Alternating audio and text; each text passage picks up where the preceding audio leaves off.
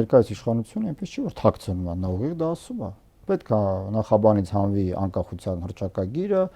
պետք է վերսկսվի, ստեղծվի 4-րդ հանրապետություն, ոչինչ նրանք չեն թաքցնում։ Ավարտվի Ղարաբաղյան շարժումը վերջնականապես։ Դավիթ, չկա մի բան, որ նրանք թաքցված, քողարկված եւ այլն։ Շատ ուղիղ, շատ նույնիսկ միջնակարգ կրթություն ունեցող ցանկացած անձի համար հասկանալի է այդ թեզերը եւ ստեղ հետագայում կատարված ընտրության արդյունքներում ինչ որ տեղի կունենա,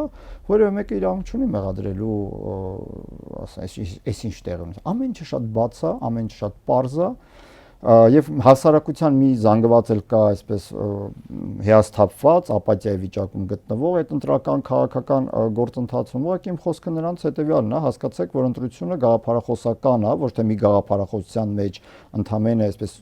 ուղղություններն են, այլ հակադիր գաղափարախոսական է, մրցակցություն է եւ պետք է վերացարկվել այս կամ այն քաղաքական ուժի նկատմամբ կամ ղեկավարի նկատմամբ մեր ունեցած զգացողությունների, զգացմունքների սիրել չսիրելու պետք է լինել ավելի ռացիոնալ։ Պետք է հասկանալ այս քաղաքական ուժը ինչ գաղափարախոսության կողմնակից է, իր բնույթով եւ կարողանալ կողմնորոշվել, եթե այո դուք ընտրում եք, որ պետք է մեր եկեղեցին կազմաքանդվի, եթե ընտրում եք, որ պետք է մեր զինանշանից Արարատ սարը հանվի, եթե անձնագրից պիտի Արարատ սարը հանվի, Արարատի ուրվականի դեմ պայքար պիտի մղվի եւ այլն, ապա ընտրության հնարավորությունները գնացեն կդրեք ներկայիս իշխանության ուժին։